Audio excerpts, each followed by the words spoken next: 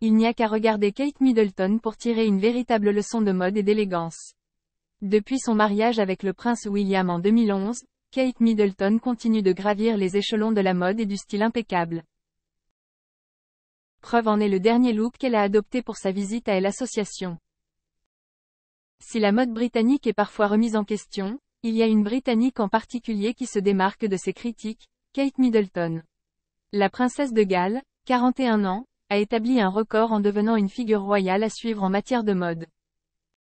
En tant que future reine d'Angleterre, Kate Middleton maintient clairement un style classique sans tomber dans un style démodé ou vraiment dépassé. De ce fait, chacune de ses sorties est scrutée au moindre défaut. Mais quand on est parfait dans chacune de nos apparences, il est difficile de trouver la moindre erreur. Cette semaine encore, Kate Middleton a stupéfié le monde en accueillant le président sud-coréen Yoon Suk-yeol et son épouse Kim Keon-hee. Kate Middleton arborait une superbe tenue rouge, avec un chapeau et des talons, que Kate Middleton a présenté au couple. Elle a même exposé ses jambes parfaites, presque un dysfonctionnement vestimentaire, dans un mouvement sans égal en sortant de la voiture.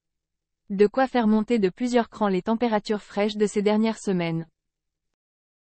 Ce vendredi 24 novembre, Kate Middleton a opté pour un look complètement différent mais tout aussi stylé. Maman de George, 10 ans, Charlotte, 8 ans, et Louis, 5 ans, sont arrivés en tenue de saison car c'était une période très automnale pour visiter ces bicorners. La sœur cadette de James Middleton, grâce à qui elle est récemment devenue tante, a choisi une robe noire, un col roulé également foncé, une ceinture en cuir à la taille de polo Ralph Lauren, ainsi qu'une paire de bottes hautes en daim de Gianvito Rossi. Côté bijoux, évidemment sa magnifique bague de fiançailles, mais aussi une paire de boucles d'oreilles de la marque Missoma London. L'épouse du prince William, profondément engagée dans la cause des enfants, qu'elle soit liée à l'éducation, à la santé mentale ou à l'importance des activités dans la vie des jeunes, est venue explorer et soutenir le travail de l'association caritative Sebi Corner au nord de Londres.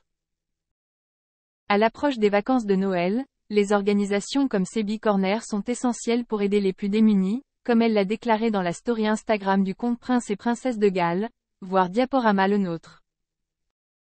Ils apportent un soutien vital aux parents et aux soignants pour fournir les soins et les produits nécessaires aux nourrissons et aux jeunes enfants.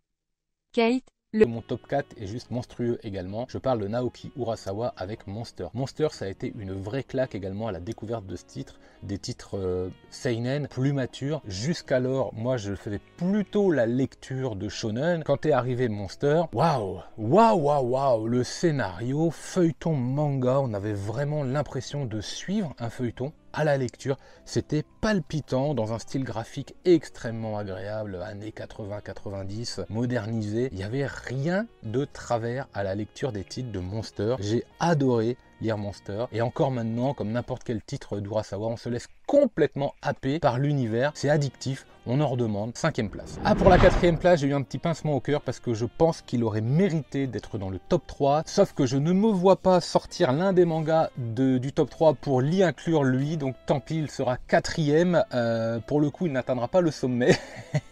Malgré son nom. Le sommet des dieux, c'est du Taniguchi et Bakuyu Makula. On le dit jamais, on dit souvent Taniguchi pour le sommet des dieux, mais ils sont deux en vérité. Alors l'édition est prestigieuse. Voilà, cartonné, rigide, 5 tomes. C'est incroyablement bien